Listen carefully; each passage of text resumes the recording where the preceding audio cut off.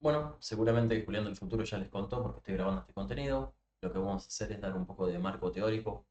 En realidad, más que marco teórico, vamos a dar trucos y tips para empezar a explorar un poco eh, todo el tema que es producir una composición, ¿sí? Que la composición es esa estructura que está por debajo de una obra, de una imagen, y que articula la sintaxis de una imagen, el orden en el que vamos a ver unos elementos, pero no solo la sintaxis, sino también el ritmo, el tiempo que nos va a llevar procesar cada idea, y por ende también va a impactar la narrativa y la emocionalidad.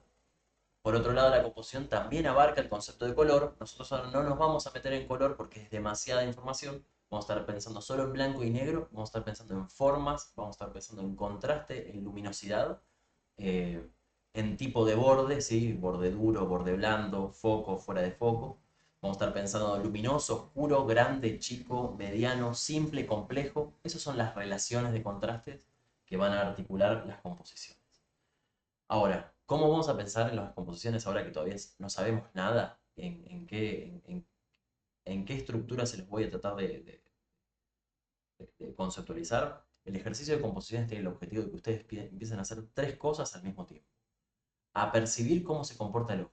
¿A qué le presto atención? ¿En qué orden? ¿Por qué? Después, la mano. La mano lleva tiempo. Uno sabe por dónde quiere pasar la curva, pero para que pase por ahí hay que hacerlo un montón de veces.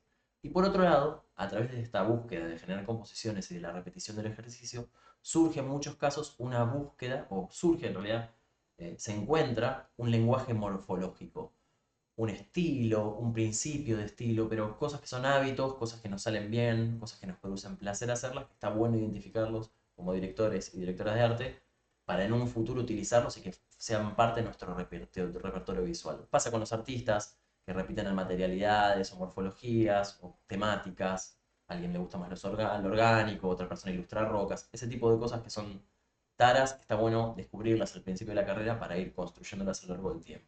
Y son una búsqueda artística propiamente dicha. Entonces, cuando estoy haciendo una composición, ¿en qué estoy pensando?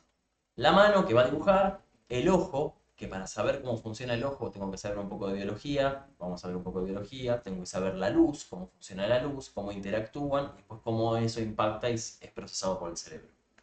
Eso es mucho para decirlo ahora, y lo vamos a ir contando y repitiendo y machacando a lo largo de las clases, cómo es esa relación y cómo interactúa la información del ojo con el cerebro. Pero en primera instancia lo que tenemos que recordar es que el ojo fue para sobrevivir y para evitar que nos coman los tigres, por un lado. ¿Por qué? Porque con el ojo distinguimos el naranja del tigre del verde de la selva. Sabemos por la perspectiva que el tigre que está más grande está más cerca y por ende es más peligroso, ¿sí? Sabemos dónde está apoyado por la sombra que se proyecta en el piso. Inferimos por la vista un montón de cosas que nos ayudan a discernir qué familiar tiramos en la dirección del tigre con el objetivo de sobrevivir. Y por otro lado, también lo que nos permite los ojos es detectar frutas que están maduras y diferenciar las frutas que son venenosas de las que son deliciosas. ¿Qué mora es rica y qué mora te mata? Bueno, eso básicamente millones de años de evolución determinaron que los seres humanos que no podían determinar eso murieron.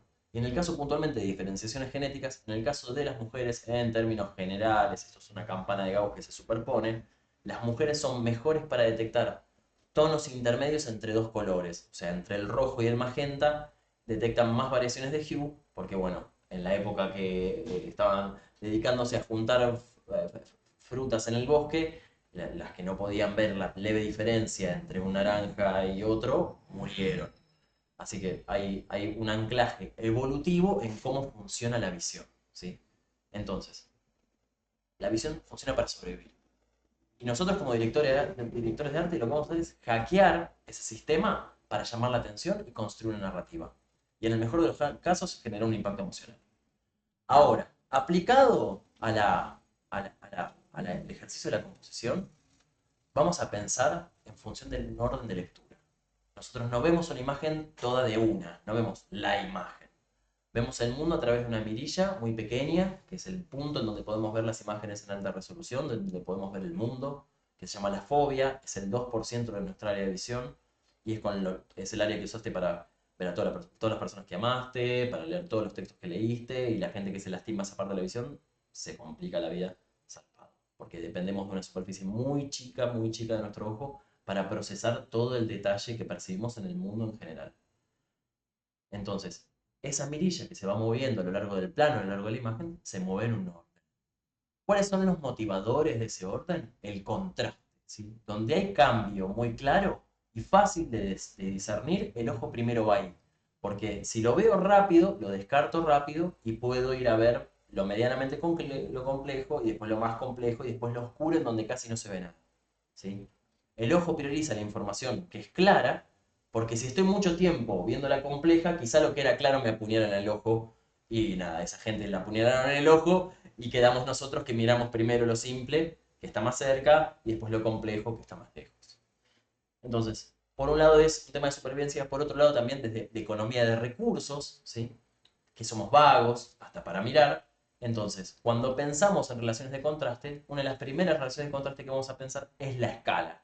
Grande, mediano, chico. Grande, mediano, chico. Esta imagen de acá, que es grande, mediano, chico, nadie la leyó círculo, cuadrado, triángulo. ¿Sí? Y es súper obvio, pero en esta instancia lo que tenemos que hacer es convertir lo obvio en lenguaje para poder convertirlo en herramienta. Así que el orden de lectura de izquierda a derecha que nos pegaron de chicos para que para que leamos de esa forma una imagen, no sirvió de nada. Primero vemos el rectángulo, ¿no? Eh, También tengan en cuenta que aunque tengamos formas que son variadas, si su peso compositivo, y es un peso a ojo, ¿sí? Se percibe ese peso, no es la cantidad de píxeles o la superficie propiamente dicha de la forma. Es un peso que se siente, porque por ejemplo, el área que ocupa este círculo es mayor a la del cuadrado, pero el cuadrado como tiene más personalidad, ¿viste? Por los cambios que tiene en las esquinas, parece que tiene tuviese un poco más de peso y está equiparado, ¿no? Y cuando tenemos formas que tienen un peso que se siente más o menos similar, el cerebro las agrupa y las convierte en un todo. Entonces, esta trama de formas que se supone que tienen personalidad, para el ojo es un grupo. Y esa es otra de las cosas que hace la visión, agrupar, ¿sí? Generar módulos, ver en la repetición de cosas un patrón, y ese patrón ponerle un paréntesis, es decir, todo este grupo es algo. Entonces, cuando tenemos este tipo de apuestas compositivas, el ojo, a nivel compositivo en su primera lectura, no ve un cuadrado y andás a ver cuántos rectángulos puse ahí, ve simplemente un cuadrado y un rectángulo horizontal que tiene un poquito menos de peso, ¿sí? Y por eso es que el valor de gris está un poquito más arriba. Otra cosa que articula, además del tamaño de las cosas, es el espacio entre las cosas, ¿sí? Y el espacio entre las cosas afecta al ritmo, ¿sí? Con el que vamos a ver la imagen. Y dependiendo de lo que querramos generar, si es impacto, quizás hacemos que vean un solo lugar y que el ojo se quede ahí con un punto de fuga, ¿sí? Dándole a fuga una sola área de la imagen, o si queremos que haya una sintaxis en donde primero vemos una parte de la imagen y después nos damos cuenta que no, en realidad era un espía de los perros, porque de abajo del sobre todo se ve la cola del perro. Vamos a hacer una composición que tenga una lectura Z, en donde primero veas una parte de la instancia de la imagen y luego veas otra. Y para eso hay un montón de recursos que vamos a usar, como el spacing, las leading lines, las relaciones de contraste, la perspectiva volumétrica, un montón de trucos que se usan para ordenar una imagen, en el orden que nosotros querramos necesario para una idea en particular. Y para percibir un poco esto del spacing en relación al ritmo, quiero que sientan puntualmente que cómo recorren esta imagen, ¿sí? De izquierda a derecha, tiene una velocidad que es constante, ¿sí? Y que a medida que tenemos más información, más tiempo nos quedamos en cada instancia de esa imagen.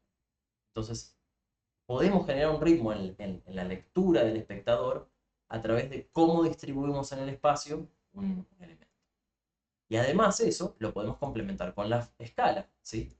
La, la, esto es casi un efecto de profundidad, ¿no? ¿Sí? En donde tenemos un módulo que se repite eh, en el eje X, ¿sí? Horizontalmente, con mayor frecuencia, y a medida que sube la frecuencia, baja la escala, ¿sí? Y genera un efecto de profundidad.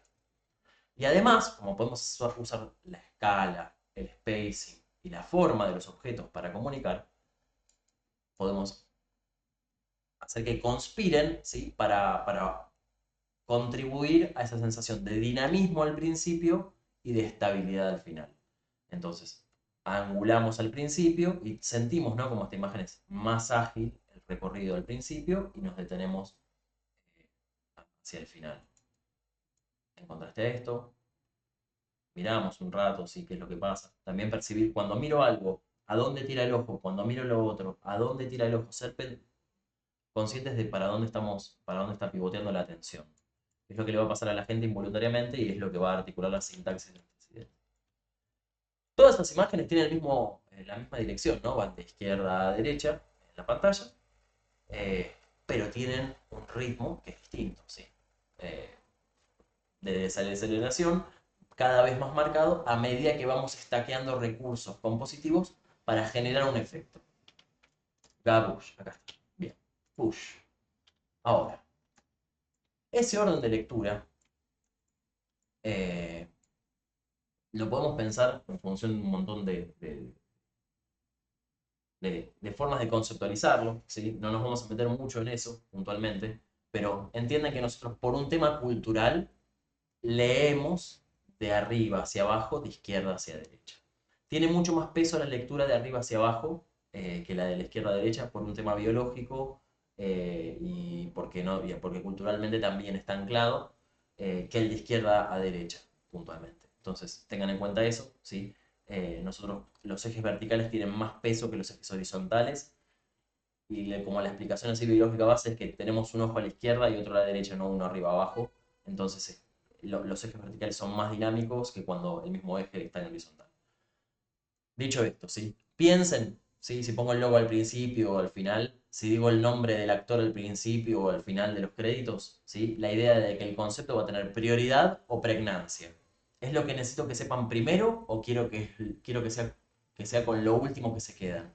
Entonces, en función de eso, yo puedo diseñar un orden de lectura que recorra mi imagen, que empiece o que termine ahí y que esté respaldado por relación de contraste.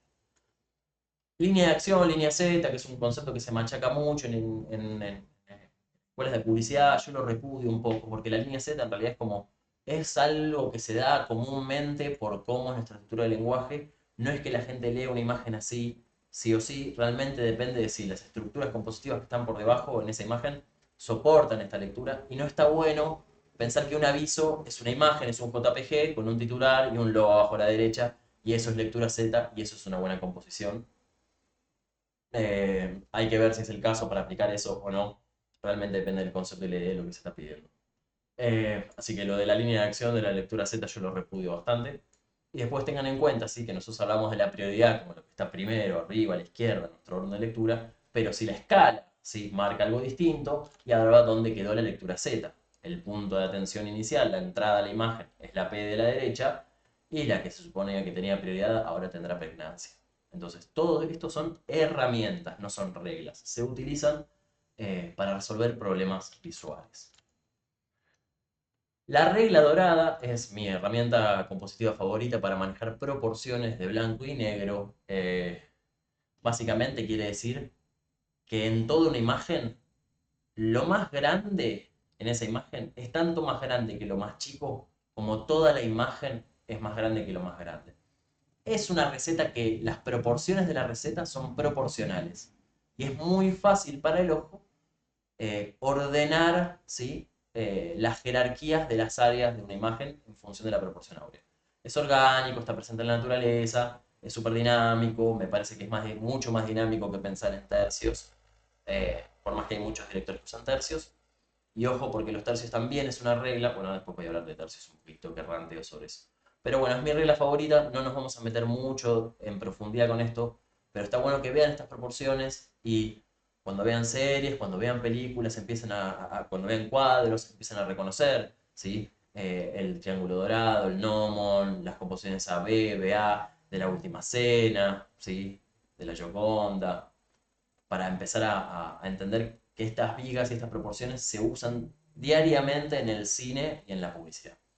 Y entender cómo componen nuestros directores favoritos. Eh, Otra forma de pensar la composición, que es un poco más fácil quizás de pensar, es en función del staging. Nuestro plano es un escenario en donde vamos a armar distintos espacios para que se luzca nuestro sujeto, ¿sí? Nuestro mensaje. Y tenemos distintos nombres que son medio cookie cutter, que vienen del renacentismo, que tienen que ver con los staging que son verticales, los CNL, los que son radiales, que conspiran con el punto de fuga y la perspectiva, los horizontales. Y dependiendo de cómo sea nuestro plano, no es lo mismo componer en un plano horizontal que en un plano vertical, que en un plano cuadrado, eh, va a depender si un eje vertical nos limita o nos potencia, ¿sí? Obviamente, no es lo mismo esto que esto, que esto, que esto, ¿no? Entonces ahí tenemos que entender también que el mismo plano en el que estamos trabajando va a sesgar todo lo que vamos a evaluar de cómo se comportan las formas, ¿sí? Un círculo en un rectángulo no es lo mismo que un círculo en un cuadrado. Y ahí está el dilema de nuestra generación en la publicidad, en donde trabajamos en la misma pieza, un formato vertical, un formato horizontal y un formato cuadrado, y vos te la tenés que arreglar para que funcione compositivamente en todos y que transmita lo mismo en todos. Y a veces hay que filmar tomas aparte para permitir que la idea viva en los distintos formatos. Entonces, nada, tenemos formas de generar un escenario con ejes verticales, con ejes horizontales, con túneles, que el túnel, el concepto es hago que no mires en dos partes para que mires más una. Es, hago que una parte de la imagen dé un paso adelante y hago que dos den dos pasos atrás. ¿Sí? Es esta idea de sacrificar áreas para que otras sean más interesantes. No puede pasar todo en todos lados sin que haya ruido. ¿Sí? Así que la composición túnel sobre todo trata sobre eso. Lo mismo pasa con la composición de L, que juega con el reframing, ¿sí? Es como un cuadro dentro de un cuadro, en donde hace un juego de eco con la forma del plano, y te dice, bueno, dentro de esta imagen hay otra imagen, y adentro de esa imagen está lo importante. ¿Sí? Puede ser un backdrop en una ventana, que sería lo más obvio, o puede ser en la profundidad de una ciudad, o puede ser un monstruo detrás de un horizonte, andas, ¿no? Pero se, se entiende que estamos sacrificando una parte del plano para que otra sea mensaje, ¿no? Estamos eligiendo qué es el fondo y qué es la figura, y no estoy hablando en términos de profundidad, sino conceptualmente. Las composiciones radiales, que son leading lines, ese es el concepto, líneas que apuntan a un área de interés. En el renacentismo se ponía el rey siempre, ¿viste? Porque el tipo más inseguro que el rey no se podía encontrar y siempre el señor tenía que estar sentado en el punto de fuga donde todas las líneas apuntaban porque bla, bla, bla, bla, bla. Y después tenemos las diagonales y las S que se usan un montón, sobre todo en las partes de abajo de los planos.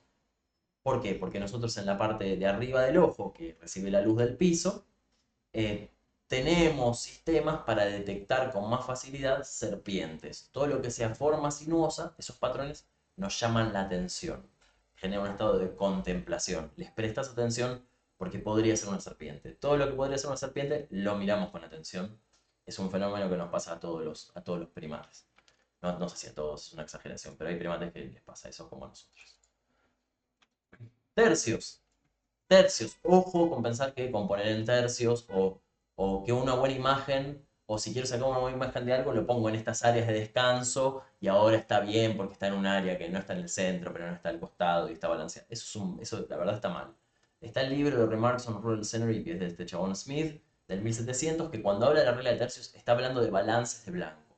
Y el consejo que tienen que extraer de tercios es, ojo con tener una imagen que es mitad blanco y mitad negro. Y acá yo agrego, salvo que la idea juegue con eso.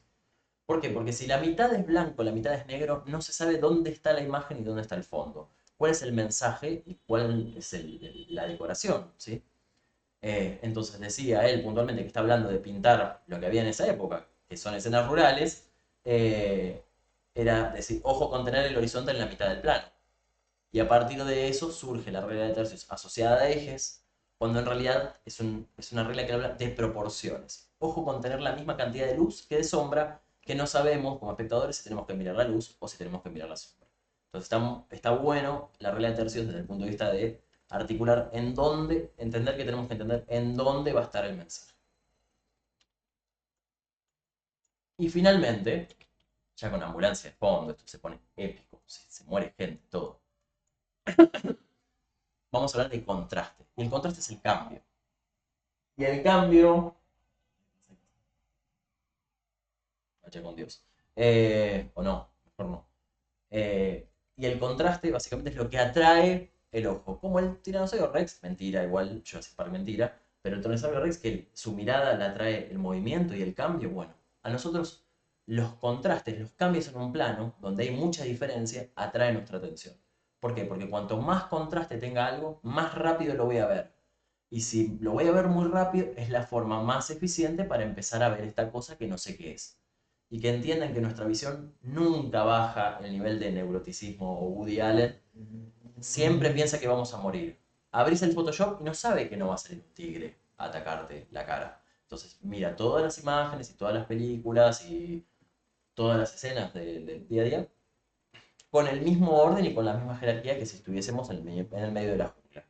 Y a ese sistema biológico nosotros nos colgamos y lo super manipulamos para que lea una imagen en el orden que queremos y eh, lea el chiste en el orden en el que el remate quede al final. Entonces, el contraste es bueno, donde vamos a poner la información en el orden en el que lo querramos poner. ¿Ok? Eso es lo importante. ¿Sí?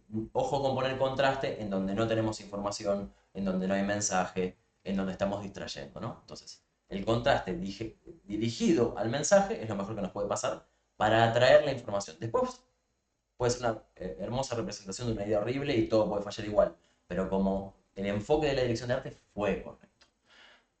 Bueno, contraste, valor y forma. Sobre un fondo oscuro que resalta lo luminoso. Esto es súper obvio, pero estamos en el arte de lo obvio, vamos a decirlo obvio. En un contexto en donde sobra lo blanco, lo negro va a pasar a ser lo que nos llama la atención, ¿sí? Y fíjense que generan distintos efectos, el blanco sobre el negro que el negro sobre el blanco. Uno tiene un efecto expansivo, el blanco sobre el negro parece que ocupa más espacio, y el negro sobre el blanco parece que ocupa menos espacio. El blanco invade, ¿ok? El blanco invade. O sea, en ambos casos el blanco se expande sobre el área de color, sobre el área de luz del negro.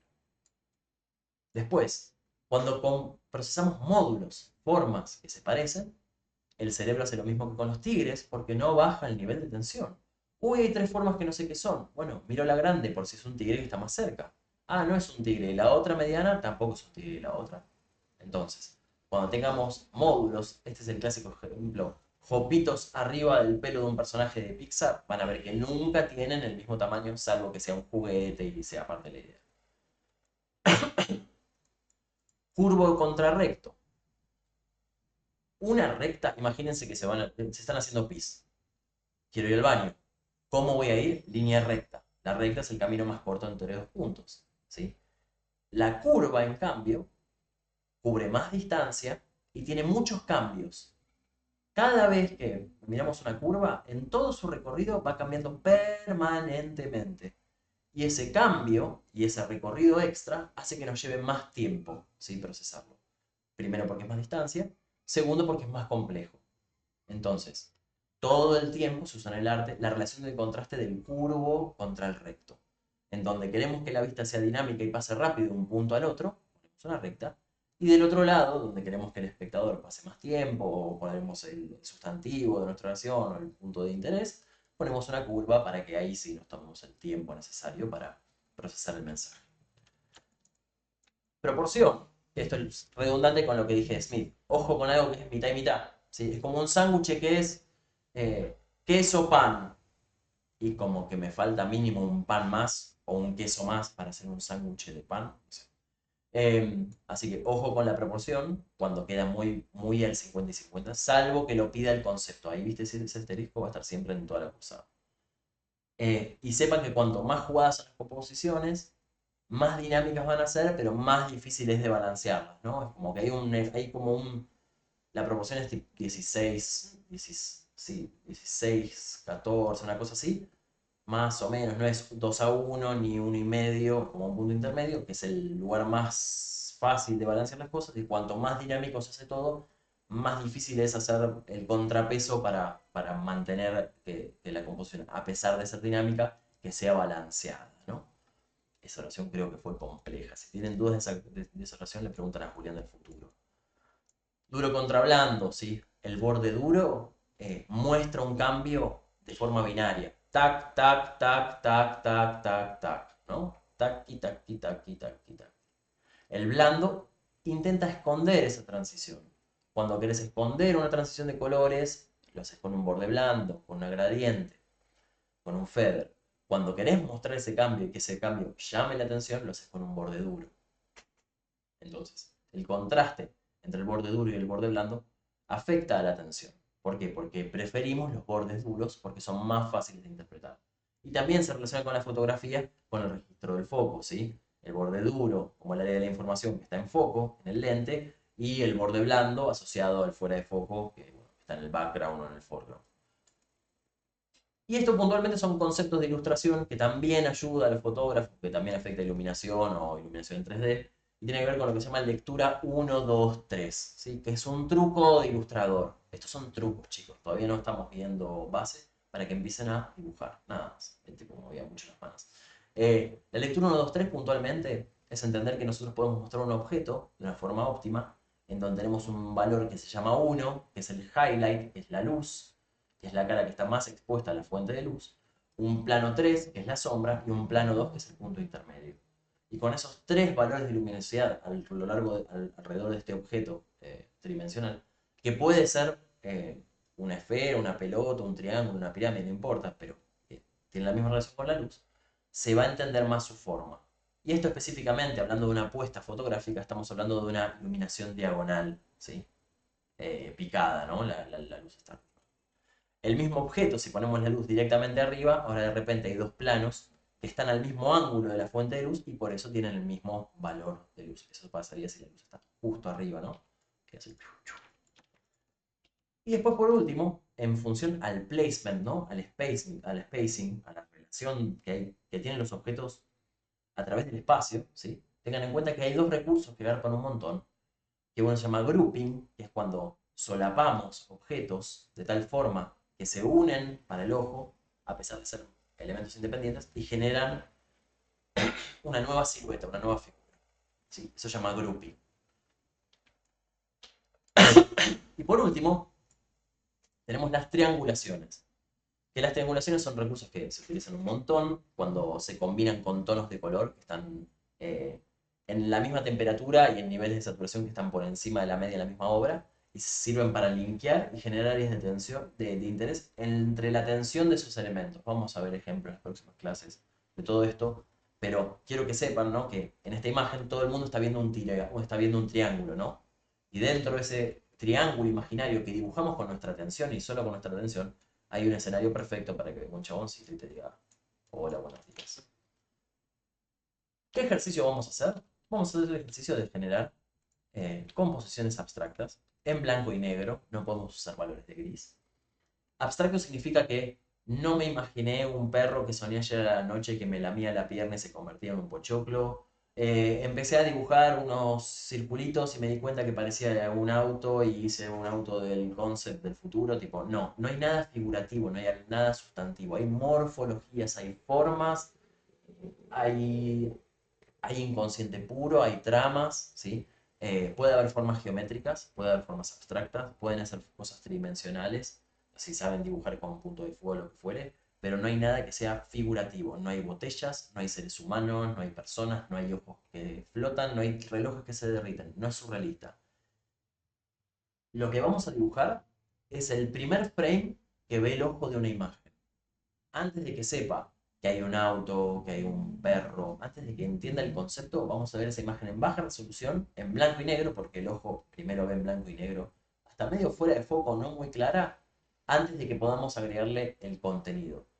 Esa primera foto, ese primer dibujo abstracto, es lo que interpretamos en los primeros milisegundos de todas las imágenes que vimos a lo largo de nuestra vida, y es la que le dice al ojo, bueno, primero mira esto. Entonces, vamos a dibujar eso. El ojo con la catarata absoluta de los primeros milisegundos de ver una imagen para entender cómo las morfologías y las relaciones de contraste interactúan con nuestra atención.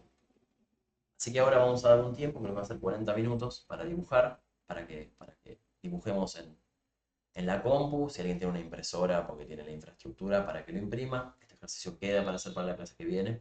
Yo recomiendo que lo hagan en tinta o con un lápiz 2B. Lo van a tener que mandar antes que la clase que viene porque los tengo que compilar todos y ponerlos en un mismo archivo para que los podamos evaluar. Eh, pero la idea es puntualmente que empiecen a experimentar con la idea de que a partir de poner formas en un plano, pueden manipular la atención. Hacer que vaya de un lado al otro, que vaya directo a un lugar, que lea una imagen de forma rápida, lenta. Y van a generar imágenes que son más estéticas, menos estéticas, más armónicas, menos armónicas, y las van a tener que ir reconociendo a lo largo del tiempo para ir desarrollando un gusto, ¿sí? Un criterio estético que va más allá del estilo, ¿sí? Tenemos el criterio estilístico, que tiene que ver con las referencias, los gustos, las películas que vi, lo que se de moda, y de arquitectura, y de armas de Segunda Guerra Mundial, y todo lo que nos metemos en la cabeza del mundo exterior, y después el criterio estético, que tiene que ver con los colores, las paletas, que también se relaciona igual con el estilo, por la moda, ¿no?